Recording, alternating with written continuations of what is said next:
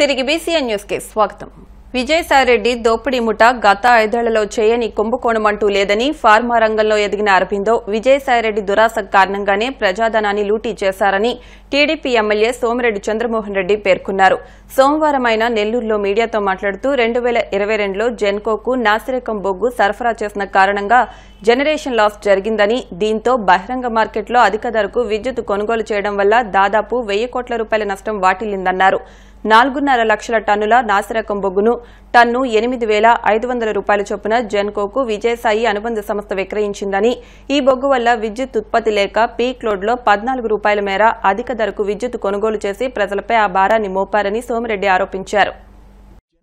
Employees తిరుగుబాటు ఈరోజు 8,500 రూపాయల టన్ను 382 కోట్లు పెట్టి ఆ మట్టితో ఉండే యాష్ తో ఉండే కోల్ తెచ్చి ప్లాంట్ లోడ్ ఫ్యాక్టర్ పడిపోయింది. ప్లాంట్ లోడ్ ఫ్యాక్టర్ 22, 23, 41కి పడిపోయింది. 41%.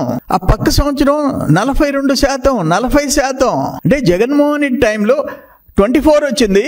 ఈరోజు 24 సంవత్సరంలో గవర్నమెంట్ మారిన తర్వాత 55%కి వచ్చింది. 55% ప్లాంట్ లోడ్ ఫ్యాక్టర్ జనరేషన్లో వస్తుంది. మీ వల్ల ఈ 382 కోట్ల కోల్ కొనుగోలు పర్చేజ్ అమౌంట్ కాదు, అల్టిమేట్గా జనరేషన్ లాస్ ఎంత? ఆ టైంలో షార్టేజ్ ఆఫ్ పవర్ ఉండి బయట మార్కెట్లో 10 రూపాయల నుంచి 14 రూపాయలకు కొన్నారు.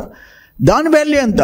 మొత్తం మీద 700 నుంచి 1000 కోట్ల రూపాయలు, మోర్ దెన్ 700 crores లాస్. అవన్నీ కారణాలు చెప్పి కన్జ్యూమర్స్ మీద మళ్ళీ ట్రూ అప్ ఛార్జెస్, ఆ ఛార్జీలు, కోల్ ఛార్జీలు అని చెప్పేసి వాళ్ళని బాధింది జగన్మోహన్ రెడ్డి. ఎవరి కోసం? అరవిందో వాళ్ళ విజయసాయిరెడ్డి వియ్యంకుడు ఆదాయం కోసం. ఇటువంటిది ఎప్పుడన్నా చూసామా అని చెప్పేసి అడతా. ఎందుకు అంత దురాశ దేనికి అంట? ఓడరేవులు, SEZలు, అంబులెన్సులు, బ్యాడ్ కోల్ సప్లై, లో క్వాలిటీ కోల్ సప్లై. మా గవర్నమెంట్ వచ్చి, కూటమి ప్రభుత్వం వచ్చి 7 months అవుతుంది. ఎందుకు యాక్షన్ తీసుకోరు? నేను అడిగే ప్రశ్నలకు సమాధానం చెప్పండి. 2019-14 మధ్య ఎంత కోల్ కృష్ణపట్నం జెన్కోకి కొన్నారు? ఎంత ఇండియన్ కోల్ ఎంత ఇంపోర్ట్ చేసినారు? Unit cost, average generation cost ఎంత పడింది? లో జనరేషన్స్ కి కారణాలేంటి? ఆపరేషన్ అండ్ మెయింటెనెన్స్ కాస్ట్ ఎంత పడింది? ఓవరాల్ ఎక్స్పెండిచర్ ఎంత వచ్చింది? ఎందుకు కోల్ రిజెక్ట్ చేయాల్సి వచ్చింది? ఆ బ్యాడ్ కోల్ రిజెక్ట్ చేశారు, దానివల్ల ఎంత పెనాల్టీ వేశారు? ఎంత తిరిగి రాబట్టారు? ట్రైడెంట్ అండ్ నాలెడ్జ్ అరవిందోకి సంబంధించిన కంపెనీ దగ్గర ఎంత తిరిగి కలెక్ట్ చేశారు? మీరు చేసిన ఆ పూర్ క్వాలిటీ కోల్ సప్లై చేసిన దానికి మీరేమైనా యాక్షన్ తీసుకున్నారా? పెనాల్టీ ఏమైనా ఇంపోజ్ చేశారా? Loss of amount due to receiving a low quality coal purchase from Trident and knowledge వల్ల ఏమి క్రిమినల్ యాక్షన్ తీసుకున్నారు? ఎందుకు కేసు ఫైల్ చేయలేదు? మీ కరస్పాండెన్స్ ఏంటి? ఏమి రాశారు? మీకు వాళ్ళు ఏం రిప్లై ఇచ్చారు? ఎందుకు చేతులు ముడుచుకొని కూర్చున్నారు? ఆ జగనన్న రాజ్యం పోయింది. ఈ రోజు చంద్రబాబు నాయుడు గారి ప్రభుత్వం వచ్చింది, కూటమి ప్రభుత్వం వచ్చింది. ఇప్పుడు కూడా డిపార్ట్మెంట్స్ ఎందుకు యాక్షన్ తీసుకోవు? ఓ పక్కన ఈరోజు కాకినాడ పోర్టు ఇవన్నీ సెన్సేషనల్ గా ఆఖరణ CID టేకప్ చేసి ఎంక్వైరీ స్టార్ట్ చేస్తే, ఇక్కడ జెన్కోలో జరిగిన నష్టం, దోపిడీ మీద ఒక నాటు బొగ్గు సప్లై చేసి దానివల్ల ప్రజలు నష్టపోతే 100 కోట్లు 1000 కోట్లు నష్టపోతే ఎందుకు యాక్షన్ తీసుకోరు అని చెప్పేసి అడుగుతుండా. నేను CIDని అడుగుతుండా, విజిలెన్స్ అడుగుతుండా. అంటే మేము ధర్నా చేసాం, ఇంకేం చేయాలా? మేము ప్రొటెస్ట్ చేసాం, పోర్టులో పోయి నిలబడ్డాం, జెన్కోలో పోయి నిలబడ్డాం. జెన్కోలో ఉద్యోగస్తులు తిరుగుబాటు చేశారు. మేము పనికి పోము, బాయ్కాట్ చేస్తున్నాం అని చెప్పే పరిస్థితి తెచ్చారు. అప్పుడు 1 lakh tons డంప్ చేసేసారు, పోర్ట్ నుంచే బయట పంపించేసేసి. ఇంత ఇష్యూ జరిగితే మన గవర్నమెంట్ వచ్చిన తర్వాత యాక్షన్ తీసుకోవాలన్నా పడలేదా అని చెప్పి అడుగుతుండా. ఏంటి విజయసాయిరెడ్డి వియ్యంకుడు ఎన్ని దోపిడీలు చేస్తా ఉంటే ఎవరైతే ఏంటి? అందుకనే నేను CIDకి చెప్తుండా, ఇమ్మీడియట్ గా దయచేసి దీని మీద విచారణ జరపండి. దోపిడీ ముఠా మీద వాళ్ళు ఎవరైనా కావచ్చు, ఆయన విజయసాయిరెడ్డి వియ్యంకుడు కావచ్చు, వాళ్ళ తాత కావచ్చు. అల్టిమేట్ లూజర్స్ ఆంధ్ర రాష్ట్ర ప్రజలు. ఆంధ్ర రాష్ట్రంలో ఉండే ఇండస్ట్రీస్ మీ వల్ల, లో క్వాలిటీ వల్ల, మీ PLF ప్లాంట్ లోడ్ ఫ్యాక్టర్ పడిపోయినందువల్ల, జనరేషన్ ఉత్పత్తి పడిపోయినందువల్ల, కొన్ని ఇండస్ట్రీస్ కి మనం టైమ్లీ మీరు పవర్ సప్లై చేయలేనందువల్ల, జనరేటర్స్ మీరు 24 hours ఇండస్ట్రీస్ సప్లై చేయలేకపోయినారు, ఆక్వా రైతులకు చేయలేకపోయినారు. వాళ్ళందరూ సఫర్ అయినారు, బాదుకున్నారు నెత్తినోరు. వీటన్నిటికీ కారణమైన ఆ నాసిరకం బొగ్గు తీసుకొని 382 కోట్ల రూపాయలు గవర్నమెంట్ డబ్బు తీసుకొని ప్రజల్ని నష్టపరిస్తే, రాష్ట్రాన్ని నష్టపరిస్తే ఎందుకు చూస్తూ ఊరుకోవాలంటారు? తెలంగాణ రాష్ట్రంలో సినిమా టికెట్ల రేట్లు పెంచబోమని బెనిఫిట్ షోలకు అనుమతించబోమని అసెంబ్లీలో తెలంగాణ ప్రభుత్వం ప్రకటించింది.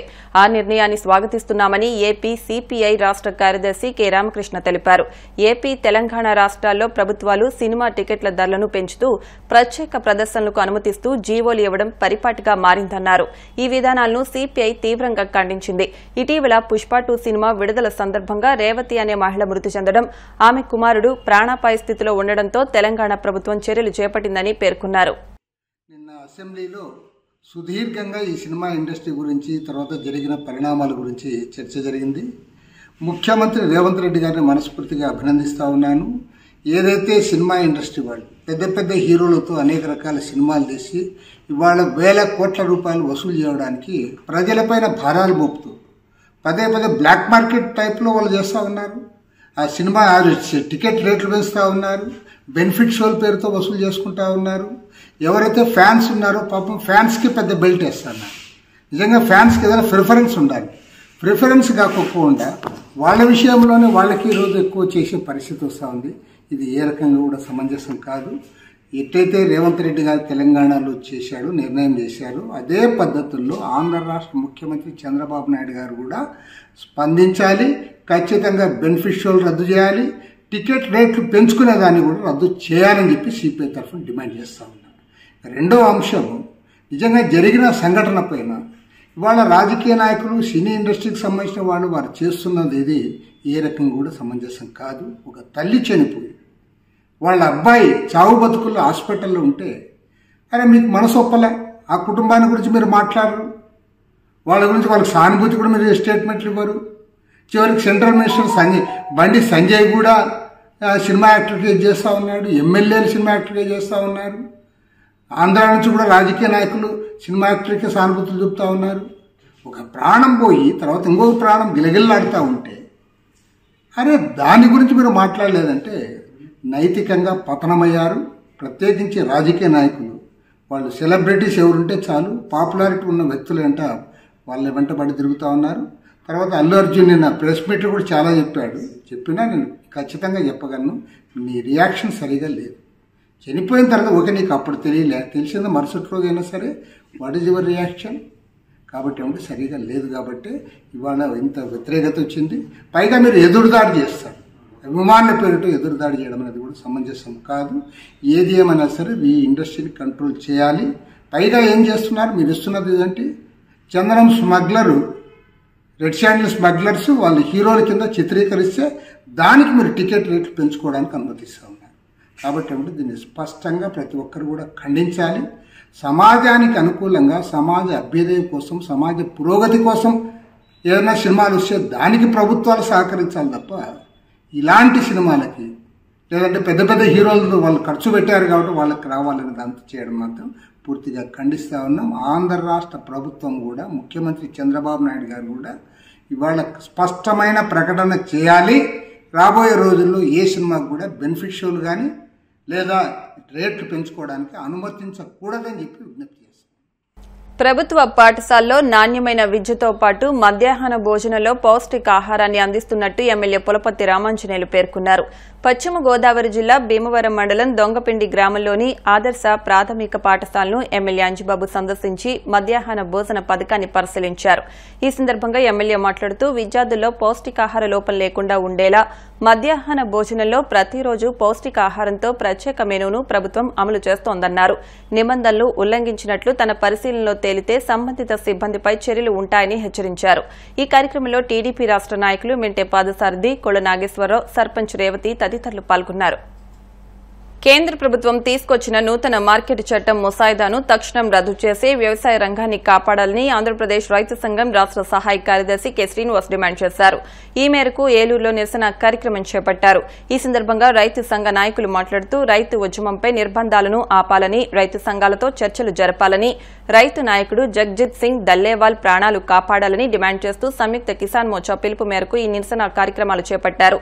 ఏలూరు పాత బస్టాండ్ సెంటర్లోని డాక్టర్ బీఆర్ అంబేద్కర్ విగ్రహం వద్ద రైతు కార్మిక సంఘాల ఆధ్వర్యంలో కేంద్ర నూతన వ్యవసాయ మార్కెట్ చట్టం ముసాయిదా కాపీలను దహనం చేసి కేంద్ర ప్రభుత్వ నిర్బంధ చర్యలపై ఆగ్రహం వ్యక్తం చేశారు. మద్దతు ధర గ్యారంటీ చట్టం, రైతు రుణమాఫీ చట్టం తీసుకురావాలంటూ నినాదాలు చేశారు. నిరసన కార్యక్రమంలో రైతు సంఘ నాయకులు డేగా ప్రభాకర్, పోరండ్ల శ్రీనివాస్, రాజనాల రామ్మోహన్ రావు, డిహెచ్ రంగనాథం, ఎస్కే భాష, బండి వెంకటేశ్వరరావు తదితరులు పాల్గొన్నారు. దేశవ్యాప్తంగా సంయుక్త కిసాన్ మోర్చా పెద్ద ఎత్తున నిరసన కార్యక్రమాలకు తీసుకోవడం జరిగింది. ప్రధానంగా కేంద్ర ప్రభుత్వం తీసుకొచ్చిన మార్కెట్ చట్టం ముసాయిదా ఏదైతే ఉన్నదో ఇది రైతులకు తీవ్ర నష్టం కలిగించే పద్ధతిలో ఉన్నది. ఈ చట్టం కాపీలను దగ్ధం చేసి నిరసన కార్యక్రమాలు చేయమని నోయిడా ప్రాంతంలో రైతులు పెద్ద ఎత్తున తమ భూ హక్కుల కోసం పోరాటం చేస్తూ ఉన్నారు. మరి అట్లాంటి రైతులను అరెస్టులు చేసి వాళ్ళ జైల్లో పెట్టి నిర్బంధించడం జరిగింది.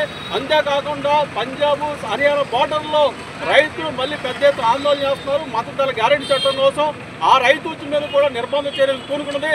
కాబట్టి ఇవాళ మార్కెట్ చట్టాన్ని రద్దు చేయాలని, అట్లాగే రైతుల ఉద్యమంపై నిర్బంధ చర్యలు ఆపాలని చెప్పేసి డిమాండ్ చేస్తూ ఇవాళ దేశవ్యాప్తంగానే సంయుక్త కిసాన్ మోర్చా ఈ నిరసన పిలుపడం జరిగింది. అందులో భాగంగానే ఈ రోజు బేలూరులో పెద్ద ఎత్తున నిరసన కార్యక్రమం నిర్వహిస్తూ ఉన్నాం. ఇవాళ కేంద్ర మోడీ ప్రభుత్వం తీసుకొచ్చిన 3 వ్యవసాయ నల్ల చట్టాలు ఏవైతే ఉన్నాయో ఆ చట్టాలని రద్దు చేసినా ఆ చట్టాల యొక్క ప్రమాదం పోలేదు.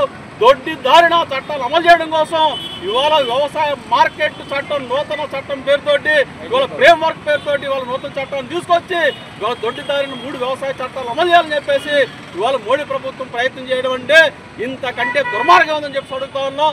ఈరోజు వ్యవసాయాన్ని కార్పొరేటీకరించే దాంట్లో భాగంగానే ఈ చట్టాలు తీసుకొచ్చారు. భవిష్యత్తులో రైతుల వ్యవసాయ మార్కెట్లు రద్దయ్యి ఇవాళ ప్రైవేట్ మార్కెట్గా మారే ప్రమాదం ఉంది. కాబట్టి ఈ చట్టాన్ని తీవ్రంగా వ్యతిరేకిస్తా ఉన్నాం. ఇవాళ రైతులపై పెట్టిన కేసులు ఎత్తివేయాలి. అలాగే నోయిడా ప్రాంతాలు అరెస్ట్ చేసిన రైతులను వెంటనే విడుదల చేయాలి. అట్లాగే రైతు ఉద్యమ నాయకుడు ఇవాళ దల్లేవాళ్ళు చేస్తున్న నిరాహార దీక్ష చేస్తా ఉన్నారు. ఇవాళ డిమాండ్స్ పరిష్కారం చేసి ఆ నిరాహార దీక్ష విరమించాలని చెప్పేసి కోరుతా ఉన్నాం. ఇవాళ ఢిల్లీ రైతు ఉద్యమం మీద నిర్బంధ చర్యలు ఆపి రైతు సంఘాలతో చర్చలు జరిపి రైతుల యొక్క డిమాండ్స్ పరిష్కరించాలి. లేని పక్షంలో ఇవాళ దేశవ్యాప్తంగా రైతు ఉద్యమం తీవ్రతరం. తిరుమల శ్రీవారిని హీరో మంచు విష్ణు, అరకు ఎంపీ తనూజారాణి వేర్వేరుగా దర్శించుకున్నారు. వీఐపీ విరామ దర్శన సమయంలో స్వామివారిని దర్శించుకుని మొక్కులు చెల్లించుకున్నారు. దర్శనానంతరం వీరికి ఆలయ అధికారులు రంగనాయకుల మండపంలో ఆశీర్వదించి స్వామివారి తీర్థ ప్రసాదాలు అందజేశారు.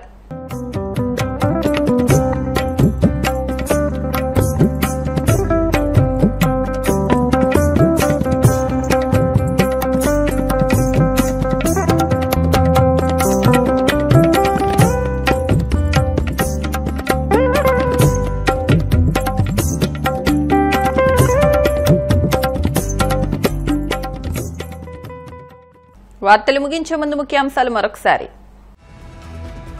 గత వైసీపీ పాలనలో నీటి ప్రాజెక్టులన్నీ విధ్వంసం. రాయలసీమకు మాజీ సీఎం జగన్ తీరని ద్రోహం చేశారంటూ ఆగ్రహం.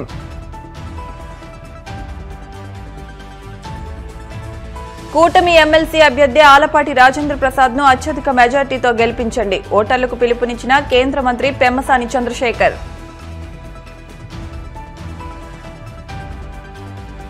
కాకినాడకు వచ్చిన సానా సతీష్ కు అడుగడుగున ఆహ్వానం. ఆత్మీయ స్వాగతం పలికిన రూరల్ ఎమ్మెల్యే పంతం నానాజీ, టీడీపీ నాయకులు. నాణ్యమైన విద్యతో పాటు విద్యార్థులకు పౌష్టికాహారం పంపిణీ. ఎక్కడైనా అలసత్వం వహిస్తే చర్యలు తప్పవన్న ఎమ్మెల్యే అంజుబాబు. ఈ వార్తలు ఇంతటితో సమాప్తం. మరిన్ని వార్తల కోసం VCN digital YouTube channel, Facebook page ను ఫాలో అవ్వండి. అప్డేట్ వార్తల కోసం ప్లీజ్ సబ్స్క్రైబ్.